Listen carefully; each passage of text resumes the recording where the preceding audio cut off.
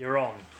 Great, here we go. Right, first thing first, we're going to have a look at the theist argument. So the universe and we in it formed by unguided shock. So, don't need a lot for the universe really. You need ingredients.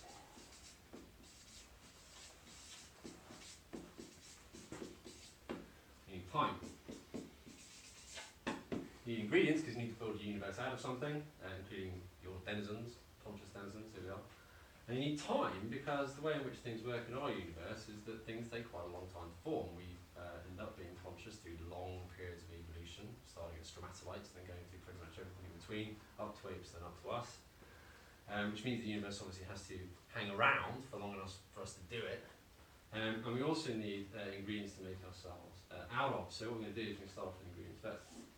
And the ingredients that make up the universe are a host of subatomic particles and the elements you're all familiar with from the periodic table, out of which everything is formed. Now what initially happens at the Big Bang, famous Big Bang, is that a large amount of radiation is released. It's essentially photons, the quantum from which light is comprised. It's basically energy in its purest form. And the current thinking is that there's an enormous expansion to create a universe which is absolutely vast, at many times the speed of light. You end up with this kind of huge frothing soup of high energy subatomic particles. And as those subatomic particles get a little bit slower and they lose a little bit of their energy, they go from being kind of photons, if you like, in their purest form into subatomic particles. They become the things that build atoms. So you've got gluons, and you've got quarks, and you've got electrons, and many others besides. And then what happens is that all of these things become less active still, and as they come into close proximity with each other, and the way that they come into close proximity with each other is through the very weak but inescapable effects of the force of gravity, this enormous hot soup starts to coalesce. It doesn't coalesce evenly into one blob in the middle because otherwise the whole universe would just be one ginormous black hole. Due to quantum fluctuations in the position of these different photons and these little subatomic particles, you get these tiny little weak spots that get expanded by inflation, so you end up with the universe that's more like an Emmental cheese, and it kind of coalesces in lots of different places at once. So says inflation theory. And so you end up with lots of kind of like lots of things coming together, and when they come together, these subatomic particles form slightly larger particles.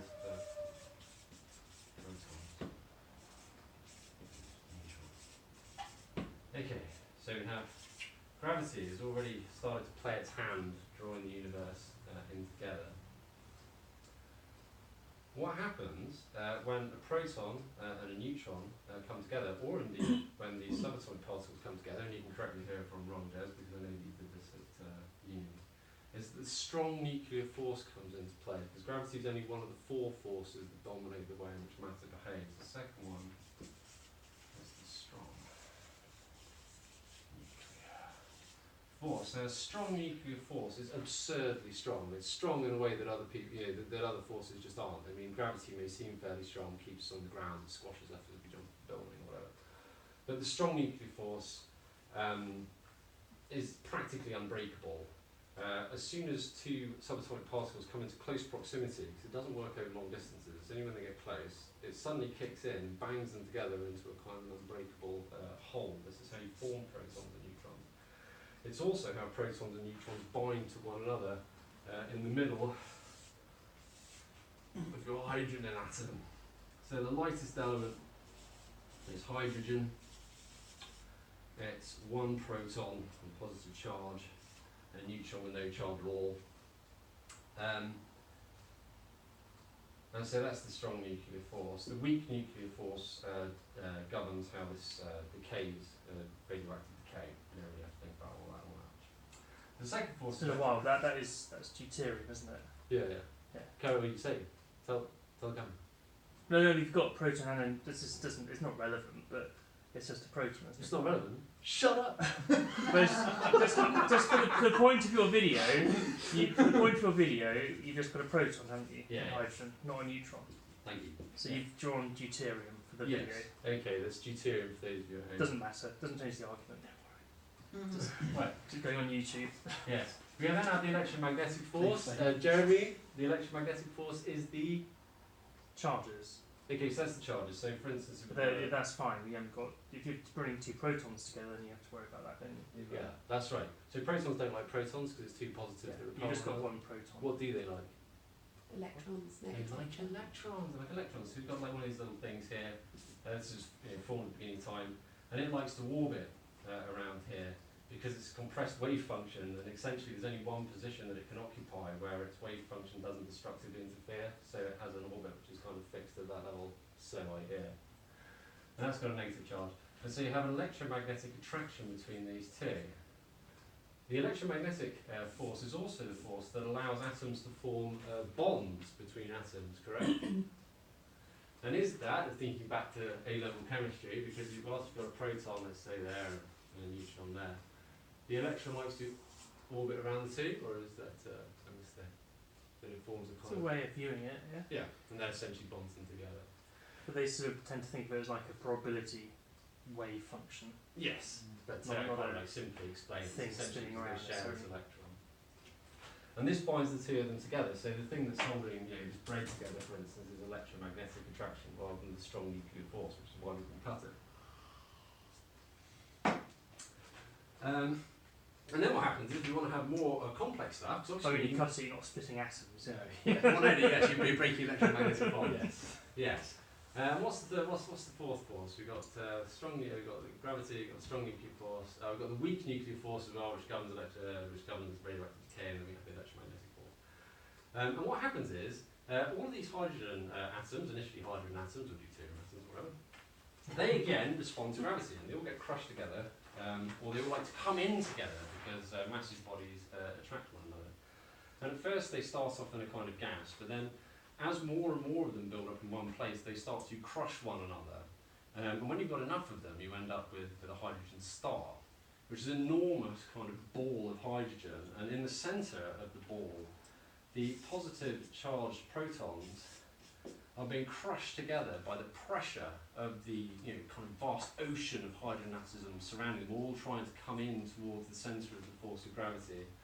And what happens is, these get pushed together even though their charges are repelling, and at some point they get closer and closer until suddenly the strong nuclear force takes hold and bang, they stick together and you form a heavier element. In this case it bleeds helium.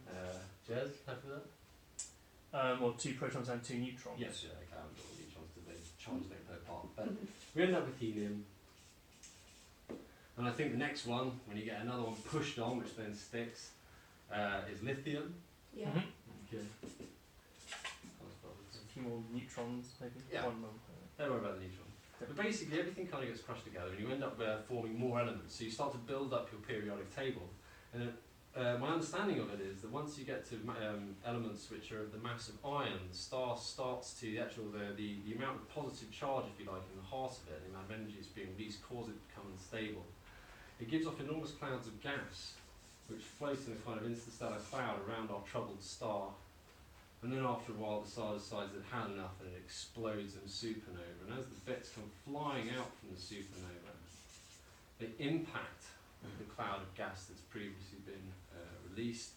And because the impact is so sudden, it creates an enormous pressure, which is greater even than the pressure from the inside of the star, and you form your heavier elements, things like gold and lead and what have you.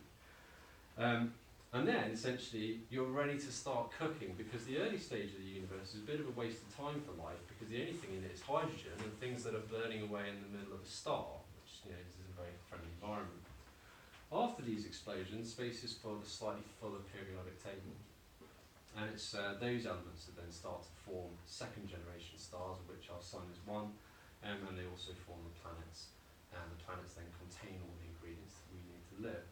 Now, there's something strange about this, which is that when it comes to the way in which matter interacts, there's a lot of what you would call floating parameters. And a floating parameter is a number that just happens to be there. It's the amount of energy, for instance, that's released from a hydrogen atom when it fuses to form helium. It's the strength of the strong nuclear force. It's the strength of gravity. It's the strength of the electromagnetic force. These are things which aren't, they're not linked to anything in particular. They just happen to be the way that they are.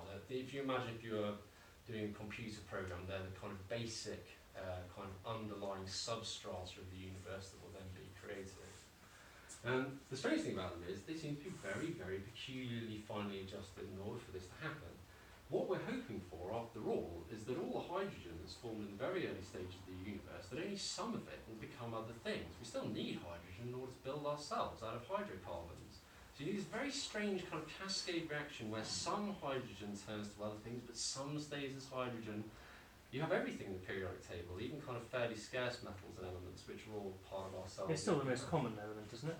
It is still Am I the most right? common element. Yeah, by far. And it was created at the very dawn of the universe, and yet it hasn't succumbed to the kind of events that have created the other elements. And so you have this very finely balanced kind of soup that somehow manages to remain hydrogen in places, turn into other things in other places, and turn into other things in other places. Now people call this fine tuning, or some people call it fine tuning, but that kind of assumes, if you like, that it's being fine tuned. I would just say that it's a little bit, it's very unlikely. There's 26 floating parameters. If, for instance, gravity was slightly stronger, the universe would have crunched back into nothingness before the dawn of the secondary stars. If dark energy was a little greater, the repulsive force of dark energy were more, the universe would have expanded off in all directions and would never have had the coalescence necessary to create the elements. And these 26 floating parameters are a bit of a headache for atheists because they make the universe as it is unlikely. I know it's hard to say that something that exists is unlikely, but it's unlikely that it formed by chance, if you like. It's not just me who thinks that, it's Stephen Hawking. The laws of science contain many fundamental constants, like the size of the electromagnetic charge of an electron and the ratio of masses of a proton and an electron. A remarkable fact is that the value of these numbers seem to have been very finely adjusted to make the development of life possible. Well, according to new scientists, the universe seems inexplicably fine-tuned to produce the conditions necessary for life. If gravity were a little stronger, the Big Bang would have been a squib. If it were a bit weaker, it couldn't have made galaxies and stars. If the electron's charge differed by a few percent, stars could not have created the heavy elements that make Earth-like planets. If the strong force varied by 0.5%, carbon wouldn't exist, so neither would life as we know it. Topping the fine-tuning list is our universe's small cosmological constant, the tiny dose of dark energy that's the source of the accelerating expansion of our universe. Give an example. Hydrogen forms helium and it liberates 0.6% of its mass to energy as it does so. If it liberated 0.7% of its mass to energy, if it would release 0.6%, as it might well, it wouldn't fuse and it would remain hydrogen. If it liberated 0.8%, all the hydrogen would fuse and there would be no hydrocarbons. These things are kind of balanced on a knife edge, and there's no real or actual explanation as to why they should be exactly the way that they are. There's a certain amount of argument that goes on online about whether or not it has to be within 2%, whether or not this thing has to be 1%, 0.5%, or to the 60th power. There's people say, I think it's 2%, and he's saying it's 1. It's just like, you're kind of missing the point. Even if we lived in Lucky Land, and you got what you wanted half the time, so you literally got exactly what you needed half the time. You get your tuna, get your cucumber bread, throw it in the sea, every other wave, you get a tuna sandwich, come back if that's what you want. So you literally, it's on the flip of a coin. There's a bit of a problem with probability. It really doesn't matter a damn if it's 1 in 20 or 1 in 20,000. The reason being is that if you need all 26, and you do need all 26, your chances of getting the first one, great. 1 in 2. What's the chances of getting the second one? Or what's the chance of getting 2 out of 26 on 2 flips? Well, it's 2 times 26. So 2 times, well, it's 2 times 2. So 1 in 4 of getting 2 correct. And what happens is that you end up with 2, 1 to 2 times 2, 26 times. Because you've got 50% chance of getting each one, and you literally start flipping your coin. Like that, bang, force of gravity, spot on, bang, strong neutralifiers kick. Is that universe is junk? Let it live out its pointless life, let it collapse somewhere else. Start again, bang, okay, force of gravity is good, bang, strong nuclear force, yeah, okay, we're winning, bang, okay, that one's junk. And if you have to get just 26 floating parameters correct, even if you had a 50-50 chance of getting them correct, out of all the various values that they could be, the chances of ending up with the universe that we live in, even in Lucky Land, I think, if I remember rightly, it's definitely around there, 67 million. 180 something thousand to 1. Because that's what you get. You times 2 by 2, 26 times, and that's the way the probability works. Probability is a real pig. Things being unlikely, like 100 to 1 chance. To 0 if I kind of OCD.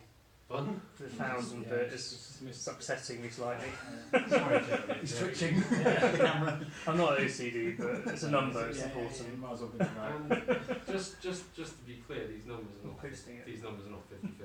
It's like the strong nuclear force, for instance, could be any value, and yet it has a value, and it has to be that value to within like 0.5% either way. It's really, really specific, or the universe wouldn't exist and we wouldn't be able to see it. Even if it was 50-50, it'd have a probability of the universe existing in the way that it does in 1 to 67 million, 180 something thousand. I can't remember what the rest of those are, but there's no real point remembering it. Essentially, it's not very likely, in fact it's extremely unlikely. Which obviously causes a problem. This isn't unknown. I'm not the first person to kind of realise this. In fact, there's a lot of argument that goes on about kind of like how a universe that is so unlikely could have come to pass. And the usual arguments that are given is that people like to use anthropic reasoning. Does anyone know what anthropic reasoning is? Okay, anthropic reasoning is pretty simple. You're basically saying that the universe that we live in is bound to have all the right figures, if you like, on all of these 26 floating parameters, because otherwise we wouldn't be here to see it.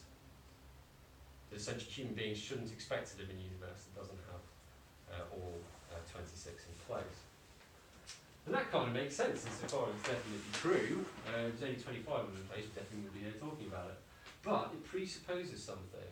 If you're trying to make sense of a great unlikelihood, and you're trying to come up with an explanation of it, if you like, that makes it certain or more likely, you say the universe we are in is bound to conform to these things. But what are you therefore... What's the kind of background premise to that? Parallel universe. That's exactly right. If the universe that we're in is bound to conform to these things, you're assuming that there are therefore other universes. The fact that our universe has billions to 1 chance, for instance, is explained by there being billions of universes, and so therefore ours becomes inevitable. And this is what they call multiverse theory.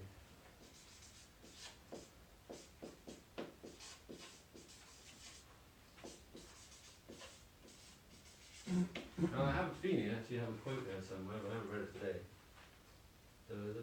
Okay, these days researchers like Busso, the chap who works at MIT, treating multiverses as real, they're investigating and testing them and seeing what they say about our universe. Their main motivation, note, is the need to explain why the physical laws underlying our universe seem so finely tuned as to allow galaxy stars, planets, complex chemistry, life, and us to exist, rather than being God of life. This means that if we travel far enough, we'll get on to that in a minute. So essentially, the idea of a multiverse isn't based on anything that we've seen. We've never seen any evidence that there's a multiverse. We've never observed it or anything like that. Multiverse theory exists and is taken seriously, and is a kind of inevitable outflow, if you like, of expansion theory, because our universe is unlikely, and because scientists aren't able to go, hey, that's lucky, high five. They have to actually make it's got to make sense. So it's like, okay, well, if our universe is 1 in a million, there must be a million, and therefore we're the one, and we're bound to be in that one, because it's the only one that suits us. So that's the idea behind multiverse theory, and actually the current thinking is that it's not just multiverse theory, infinite multiverse theory. Essentially the idea is that if there is some engine, if you like, driving the creation of universes, it's churlish to think that it would stop once there is the exact right amount for there to be a 1-to-1 chance. Thus, you expect it to just keep on chugging away, and in fact the odds against the universe existing as it is are so slim that actually you kind of need an endless multiverse. So that's looking at the universe as it exists. So we've ended up with all the bits that we need. Time is kind of chugging along nicely because the kind of contracting and expanding forces of the universe beautifully in balance. The other thing the universe has to be is absolutely enormous. And now a lot of people see the enormity of the universe as something of a problem. Like, why is the universe so big? Especially if you're somebody who's kind of, if you're a theist and you think the universe has been made especially for you, then what the hell is the point of all the rest of the universe that contains absolutely bugger all? But the truth of the matter is that the universe has to be huge. And the reason the universe has has to be huge is because the conditions necessary for life within the universe are rare. Planets that can support life are rare. By and large, the universe is very inhospitable. It's a kind of either freezing cold or baking hot. It's permanently irradiated. Floating in vacuums never done anybody any favours. And life-friendly planets need a lot of particular paradigms. So, for instance, you've got a sun in the middle, and it has to be a type K sun for some particular reason. It's something to do with the amount of energy that it emits, and the type of radiation that it emits.